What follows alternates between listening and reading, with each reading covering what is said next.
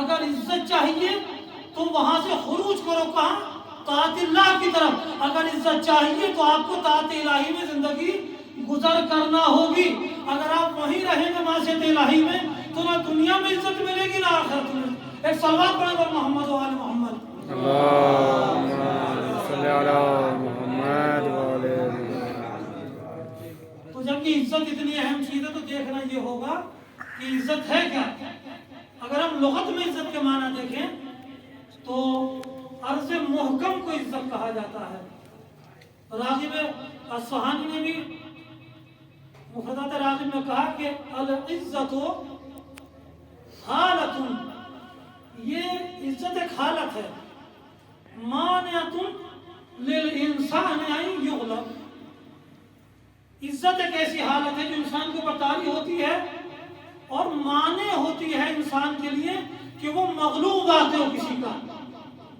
اس کا مطلب یہ ہے، یہ ایک صفت ہے لغوی اعتبار سے کہ یہ انسان کو مغلوب ہونے سے بچاتی ہے۔ اگر ہم یہ ایک پیمانہ بھی ہمیں مل گیا کہ اگر ہم یہ دیکھنا چاہتے ہیں کہ فلاں شخص یا کوئی بھی انسان آیا عزت دار ہے یا نہیں ہے تو ہمیں دیکھنا ہوگا کہ وہ مغلوب ہے یا نہیں۔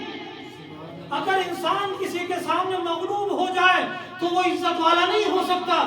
صرف عزت والا وہی ہو سکتا ہے کہ کسی کے سامنے مغلوب نہ ہو سوائے خدا کے۔ سبحان اللہ۔ وہ انسان عزیز ہے، وہ انسان عزت والا ہے۔ تو اب یہ عزت ہمیں ملے گی کہاں؟ اب ہمیں عزت چاہیے، ہمارے اندر کی طلب بھی ہے، اب ہمیں عزت چاہیے تو یہ ہمیں ملے گی کہاں عزت؟ عزت کے لیے قرآن کریم اس میں ارشاد ہوتا ہے کہ من کان یرید العزت فللہ العزت جمیعا، ایک آیت یہ دوسری آیت فإن العزت للہ جمیعا، سورہ نساء آیت 139، تیسری آیت پیغمبر کو خطاب فرما کے قرآن کہتا ہے کہ ولا یحزنک قولہم، اے میرے پیغمبر یہ جو تمہیں عجیب غریب باتیں کہتے ہیں، کبھی مجنون کہتے ہیں، کبھی شاعر کہتے ہیں، کبھی دیوانہ کہتے ہیں، تم ان کی باتوں کو سن کے محزون، تمہیں غم نہیں ہونا چاہیے، تمہارا دل نہیں ٹوٹنا چاہیے، حزین نہیں ہونا چاہیے آپ کو۔ کیوں؟ اس لیے کہ العزت للہ جمیعا، عزت کس کے لیے ہے؟ وہ اللہ کے لیے، ساری کی ساری عزتیں اللہ کے لیے ہیں۔ تو اگر کوئی انسان جیسا اس کے اندر کی طلب بھی ہے، ہر انسان یہ چاہتا ہے کہ وہ عزیز ہو، سب اس کی عزت کریں، معاشرے میں اس کا ایک وقار ہو، تو ساری کی ساری عزتیں وہ اللہ کے پاس ہیں۔ وَلِلَّهِ الْعِزَّةُ جَمِيعًا، ساری کی ساری عزتیں اللہ کے پاس ہیں۔ اب اگر کسی کو عزت چاہیے تو اسے کہاں جانا ہوگا؟ خدا کی بارگاہ میں۔ اور خدا کی بارگاہ میں انسان کیسے پہنچ سکتا ہے؟ وہ ایک ہی وسیلہ ہے، طاعت الہی۔ تم طاعت الہی میں سر جھکاتے چلے جاؤ، اللہ تمہارا سر بلند کرتا چلا جائے گا۔ ایک صلوات پڑھو محمد و آل محمد۔ اللہم صلی علی محمد و آل محمد وسلم۔ وہ حقیقی عزت صرف خدا کے پاس ہے۔ تو کوئی سوال کر سکتا ہے کہ پھر یہ اللہ کے علاوہ جو عزتیں ہیں یہ کیسی ہیں؟ تو میرے عزیزو، حقیقی عزت اور اس کا مالک صرف خدا ہے۔ لیکن اگر کسی اور کے پاس عزت ہے تو عزت نسبی ہے، وہ اللہ کی دی ہوئی ہے، اللہ کی عطا کرتا ہے، اس کی اپنی نہیں ہے۔ انسان کا کچھ بھی اپنا نہیں ہے، یہ وجود بھی اس کا اپنا نہیں ہے۔ جب اس کا وجود اپنا نہیں ہے تو عزت کیسے ہو سکتی ہے؟ اور قرآن بھی اس طرح اشارہ کرتا ہے کہ وَلِلَّهِ الْعِزَّةُ وَلِرَسُولِهِ وَلِلْمُؤْمِنِينَ، یہ عزت اللہ کے لیے ہے حقیقتاً، حقیقی معنی میں اللہ کے لیے ہے، اور نسبی اور مجازی معنی میں یہ رسول کے لیے بھی ہے اور مومنین کے لیے بھی ہے۔ تو اگر انسان کو عزت چاہیے، حقیقی وہاں جائے جہاں حقیقی عزت ہے۔ عام طور پہ بھی اگر کوئی فقیر، اسے پتہ چل جائے کہ اس کی جیب میں کچھ نہیں ہے تو اس انسان سے کبھی کچھ نہیں مانگتا۔ کیوں؟ اس لیے کہ اسے پتا کہ اس کے پاس کچھ بھی نہیں ہے، یہ مجھے پیسہ یہ دولت نہیں دے سکتا۔ کیوں؟ اس لیے کہ اس کے پاس خود نہیں ہے۔ تو اس کا مطلب یہ کہ عقل یہ کہتی ہے، اتنا فقیر بھی سمجھتا ہے کہ جس کے پاس کوئی چیز نہیں ہوتی وہ دوسروں کو عطا بھی نہیں کر سکتا۔ اب عزت صرف خدا کے پاس ہے. اب اگر کسی کو عزت چاہیے تو اس فقیر سے سبق لے کر ہم اتنا تو کہہ سکتے ہیں اگر عزت چاہیے تو خدا کی بارگاہ میں آ جاؤ. سبحان اللہ. یہ فقیر ہمیں درس دے رہا ہے. وہ نہیں مانگتا اس دروازے پر جہاں اسے ملنے کی امید نہ ہو. کیوں؟ اسے پتا کہ ہم نہیں ملے گا، کسی کے پاس خود نہیں ہے. جس کے پاس خود نہیں ہوتا وہ دوسروں کو دینے کی صلاحیت نہیں رکھتا. تو تمام عزتیں اللہ کے لیے ہیں. ساری عزتیں اللہ کی قدرت میں ہیں، اس کی خدمت میں ہیں. اگر انسان کو عزت چاہیے تو وہ اللہ کی بارگاہ میں جائے، اللہ کی بارگاہ میں جائے. اب یہ عزت جو ہے یہ کون دے گا؟ قرآن نے اس طرف اشارہ کیا ہے، تعز من تشاء وتذل من تشاء. اللہ جسے چاہتا ہے عزت دیتا ہے اور جسے چاہتا ہے ذلیل اور رسوا کر دیتا ہے. اور یہ حقیقت ہے کہ اللہ جسے عزت دینا چاہتا ہے پوری دنیا مل کے اسے بے عزت کرنا چاہے تو اسے بے عزت نہیں کر سکتی. اور اللہ جسے ذلیل کر دیتا ہے پوری دنیا اسے عزت دینا چاہے تو وہ عزیز نہیں ہو سکتی. سبحان اللہ. وہ جسے چاہتا ہے عزت دیتا ہے، جسے چاہتا ہے ذلیل کر دیتا ہے. یہ اس کے اختیار میں ہے. اب یہ کہ ہمیں یہ عزت ملے گی کہاں، اس کے راستے کیا ہیں؟ حدیث قدسی میں ارشاد ہوتا ہے، پروردگار فرماتا ہے کہ انی وضعت العزت فی قیام اللیل والناس یطلبونها فی ابواب السلاطین فلم یجدوه. پروردگار حدیث قدسی میں کہتا ہے کہ میں نے انی، اپنی طرف اشارہ کر کے خدا کہتا ہے میں نے عزت کو کہاں رکھا ہے؟ فی قیام اللیل. انی وضعت العزت، میں نے عزت کو کہاں رکھا ہے؟ فی قیام اللیل. قیام اللیل، راتوں کو قیام کیجیے. اور شاید یہی وجہ تھی پیغمبر عزت کی اس منزل میں جانا چاہتے تھے کہ پروردگار عالم کی راتوں میں اتنی عبادت کی کہ خدا کو کہنا پڑا میرے حبیب قم اللیل الا قلیلا، رات میں قیام تو کرو لیکن کم. یہ پیغمبر کی سیرت ہے. یہ عزت حقیقی تک پہنچنا چاہتے تھے اور اتنا قیام لیل میں مصروف ہے کہ اللہ نے کہا پیغمبر ہم عزت دیں گے لیکن زیادہ قیام لیل میں مصروف نہ رہو. قم اللیل الا قلیلا، قیام لیل کرو لیکن کم. اس کا مطلب یہ پیغمبر جانتے تھے کہ عزت کہاں ہے لیکن لوگ کہاں ڈھونڈتے ہیں؟ والناس یطلبونها فی ابواب السلاطین. یہ کہاں تلاش کرتے ہیں؟ یہ محل کے دروازوں پہ، یہ بادشاہوں کے دروازوں پر. لوگ کہاں جاتے ہیں عزت کی تلاش میں؟ کہ فلاں کے پاس چلے جائیں گے، فلاں سے ہمارے تعلقات ہو جائیں گے. مثلا آج کے اگر دور کے اعتبار سے کہا جائے تو مثلا فلاں پرائم منسٹر سے اگر ہمارا تعلق اچھا ہو جائے گا تو عزت مل جائے گی. فلاں ایم پی یا ایم ایل اے سے ہمارا تعلق اچھا ہو جائے گا، ایک رابطہ ہو جائے گا، عزت مل جائے گی. تو یہ وہی تلاش ہے جس میں خدا اس حدیث قدسی میں کہہ رہا ہے کہ لوگ کہاں تلاش کرتے ہیں عزت کو؟ ابواب سلاطین میں. اور میں نے کہاں رکھا ہے؟ قم اللیل، قیام لیل میں رکھا ہے، فی قیام اللیل. تو جو انسان قیام لیل میں مصروف رہے گا اسے عزت ملے گی، اور جو بادشاہوں کے دروازے پر جائے گا اسی سے نصیب نہیں ہو سکتی. یہ ہماری آج کی زندگی ہے، ہماری طرف سے عبرت ہے کہ ہمیں چاہیے کہ ہم وہی عزت کی تلاش میں جائیں جہاں عزت ہوتی ہے، جہاں خدا نے اس کو رکھا ہے. انسان گھر کے اندر اگر کوئی چیز کہا جائے کہ چیز کہاں ہے تو فوراً کر وہیں جاتا ہے. مثلا کہا جائے کہ مثلا گلاس کہاں رکھے تو وہیں جائے گا جہاں گلاس رکھے ہوتے ہیں. لیکن اگر گلاس کی چن ہے مثلا اور وہ چلا جائے مثال کے طور پہ حمام میں تو گھر والی شک کرنے لگیں گے کہ شاید ان کا تو صحیح ہے یا نہیں. کیوں؟ اس لیے کہ اس چیز کو وہاں تلاش کر رہے ہیں جہاں وہ رکھی بھی نہیں ہے. عقل یہ کہ جس کے پاس عقل ہوتی ہے، جو عقل انسان ہوتا ہے، چیز کو وہیں تلاش کرتا ہے جہاں وہ رکھی ہوتی ہے، وہاں نہیں جاتا جہاں وہ رکھی ہوئی نہیں ہوتی.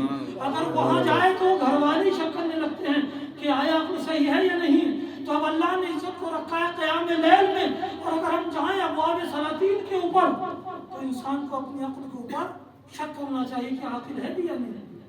چونکہ عاقل وہاں جاتا ہے جہاں وہ چیز رکھی ہو، وہاں نہیں جاتا جہاں وہ رکھی نہ ہو. اللہ نے عزت کو رکھا ہے قیام اللیل میں۔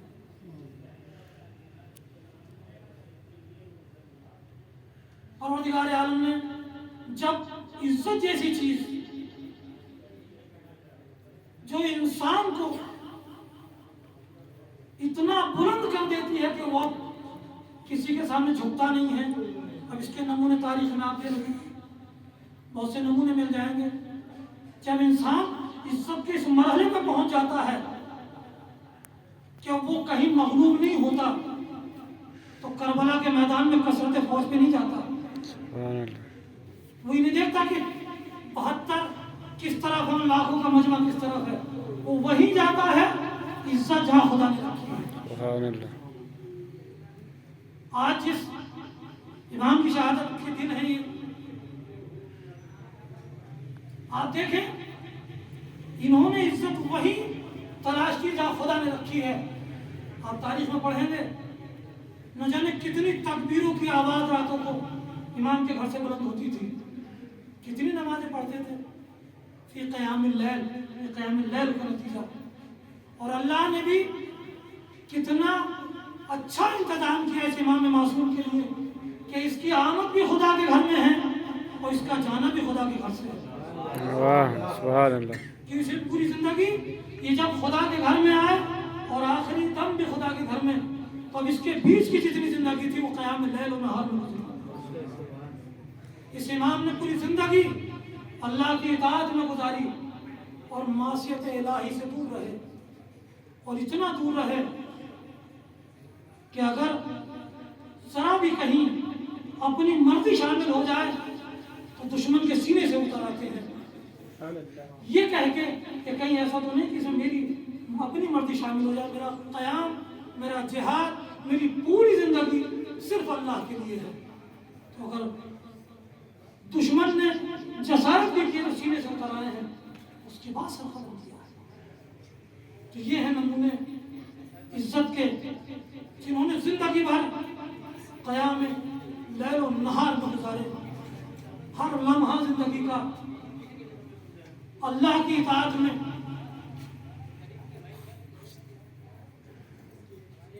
اب ایک سوال یہ پیدا ہوتا ہے کہ جب انسان اور مومن عزیز ہو جاتا ہے تو اس کے اندر کون سی ایسی چیز پیدا ہوتی ہے، کیا اس کو ملتا ہے؟ تو امام فرماتے ہیں المؤمن اصلب من الجبل، جب اللہ اسے عزت جیسی نعمت سے نوازتا ہے اور وہ کسی کے سامنے خم نہیں ہوتا، کسی کے سامنے مغلوب نہیں ہوتا، اس کے اندر یہ صفت پیدا ہو جاتی ہے کہ پہاڑوں سے زیادہ مضبوط ہو جاتا ہے۔ اصلب من الجبل، پہاڑوں سے زیادہ مضبوط ہو جاتا ہے انسان۔ اور جب انسان پہاڑوں سے زیادہ مضبوط ہو جاتا ہے، اور صرف پہاڑوں سے زیادہ مضبوط کیسے ہوگا، کیسے پتہ چلے گا یہ پہاڑوں سے زیادہ مضبوط ہے؟ تاریخ بتائے گی، یہ وہ کچھ ایسی ہستیاں اللہ نے بھیجی تاکہ وہ اس کا نمونہ بن سکے، ایک مثال بن سکے کہ مومن عزت کے بعد کیسے پہاڑ سے زیادہ مضبوط ہو جاتا ہے۔ تو کچھ ایسی ہستیاں اس کائنات میں آئیں کہ اگر وہ کسی پہاڑ کو اشارہ کر کے جگہ چھوڑ دے، یہ نمونہ ہے، یہ پہاڑ سے زیادہ قوی ہے، یہ پہاڑ سے زیادہ مضبوط ہے۔ اب پہاڑ ان کے اشارے پر چلے گا، یہ اشارہ کریں گے جگہ چھوڑ دے گا۔ یہ ہے نمونہ۔ انسان اس حد تک آ جاتا ہے کہ وہ اشارہ کرتا ہے تو پہاڑ بھی جگہ چھوڑتا ہوا نظر آتا ہے۔ تو مومن اصلب من الجبل، یہ مضبوط ہو جاتا ہے اس کے نتیجے میں کہ وہ پہاڑوں سے زیادہ مضبوط ہو جاتا ہے۔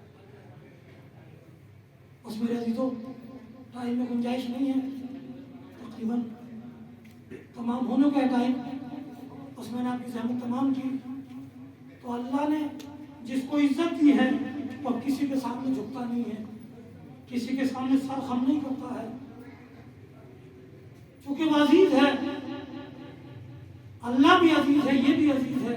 جب اللہ کسی کے سامنے نہیں جھکتا تو یہ بھی کسی کے سامنے نہیں جھکتا۔ آج جس امام کی شہادت کی ایام ہے، جس کا سوگ منانے کے لیے ہم بیٹھے ہیں،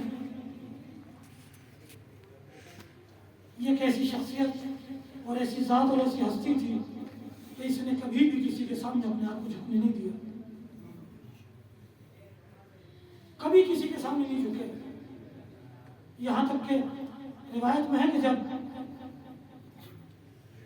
امام کے چاہنے والے آخری وقت آپ کے سامنے آئے حجر بن عدی، تو امام نے پوچھا کہ اے حجر، کیا تم ایسا کبھی وقت آ سکتا ہے کہ ہماری محبت اور ہماری ولایت سے اپنے آپ کو دور کر لو، ہم سے دور کر لو؟ تو کہا مولا نہیں، کبھی ایسا نہیں ہو سکتا، کبھی نہیں ہو سکتا. کبھی ایسا نہیں ہو سکتا کہ میں آپ کی ولایت سے دور رہوں. تو امام فرماتے ہیں کہ حجر، اگر کبھی ایسا وقت آئے کہ تمہیں مجھے ناسزا کہنا پڑے تو تم اپنی جان بچا لینا، لیکن مجھے برا بھلا کہہ لینا، لیکن کبھی میرے بارے میں شرک کا تصور نہ کرنا. امام فرما رہے ہیں کہ برا بھلا کہہ لینا اور اپنی جان بچا لینا، لیکن اگر شرک کی بات آئے تو کبھی میری ذات کی طرف شرک کی نسبت نہ رکھو، اس لیے کہ زندگی میں نے کبھی شرک اختیار نہیں کیا. شرک اختیار نہ کرنا، یہ بتوں کے سامنے نہ جھکنا، یہ وہی کہہ سکتا ہے، یہ وہی کر سکتا ہے جو اللہ کی نظر میں عزیز ہو، جو صاحب عزت ہو. اس لیے کہ عزت ہی وہ چیز ہے جو انسان کو کسی کے سامنے نہیں جھکنے دیتی. امام کتنے عزیز ہیں اللہ کی نظر میں کہ کسی کے سامنے اپنے آپ کو جھکنے نہیں دیے. دشمن بھی اوروں کے لیے رضی اللہ کہتا ہے، لیکن آپ کے لیے کرم اللہ وجہ. تو اسی امام کی شہادت کا دن ہے. آج وہ دن ہے کہ یہ امام ہم سے رخصت ہو گیا. میرے عزیزو، آج یہ کوئی معمولی دن نہیں ہے، یہ معمولی وقت نہیں ہے. آج یہ وہ دن ہے جب زینب یتیم ہو گئی. یہ وہ دن ہے جب ام کلثوم کا بابا دنیا میں نہ رہا. یہ وہ دن ہے جب حسن یتیم ہو گئے، جب حسین کے بابا دنیا میں نہ رہے. عزیزوں، آج امام کو ضربت لگی تھی 19 تاریخ کو، 21 کو آپ دنیا سے چلے گئے. میں کہوں گا مولا، جب آپ اس دنیا سے گئے آپ کے اوپر گریا کرنے کے لیے آپ کی اولاد موجود تھی. مولا، آپ کو کفن بھی دیا گیا. مولا، آپ کو قبر میں بھی لٹایا گیا، نماز جنازہ بھی پڑھی گئی. جب آپ کی اولاد، آپ کے بچوں نے آپ کو رخصت کیا تو کوئی تماچے لگانے والا موجود نہ تھا. مولا، آپ کو کفن بھی ملا، نماز میت بھی پڑھائی گئی، کوئی تماچے لگانے والا موجود نہ تھا. لیکن مولا، ذرا آپ کربلا میں تو آئیے. آپ ہی کب ہوتا ہے جب اس کے بابا دنیا سے جاتے ہیں تو ہاتھوں میں ہتھکڑیاں وہ کفن نہیں پہنا سکتا، ہاتھوں میں ہتھکڑیاں وہ غسل نہیں دے سکتا، کوئی کفن دینے والا موجود نہیں ہے. ہاں، جب ایک بہن جنازے کے درمیان سے گزری ہے تو اپنے آپ کو مولا کے اپنے بھائی کے جنازے پر گرا دیا اور ایک مرتبہ کہا، کیا تو ہی میرا بھائی ہے؟ کیا تو ہی میرا بھائی ہے؟ کیا بہن اپنے بھائی کو پہچانتی نہیں پہچانتی ہے. یہ سوال اس لیے تھا کہ حالت ایسی ہو گئی تھی، لاشیں کو پامال کر دیا گیا تھا، اب تن پہ سر موجود نہ تھا. ایک بہن اپنے بھائی کو کیسے پہچانے؟ میں کہوں گا، اے زینب، آپ نے اپنے بابا کو رخصت کر دیا لیکن اپنے بھائی کو رخصت نہ کر سکی. آج جب چہلم کے دن آئی تو آنے کے بعد کریا کیا اور قبر سے لپٹ کر اتنا روئی کہ بے ہوش ہو گئی. بھتیجے نے کہا، بوبی اماں، اب ہمیں مدینے جانا ہے، اب ہمیں مدینے کی طرف جانا ہے. تم بیوی نے کہا، بیٹا وہ کیسے جائے؟ ارے جس کے بھائی کا جنازہ کربلا میں بے گور و کفن موجود ہو.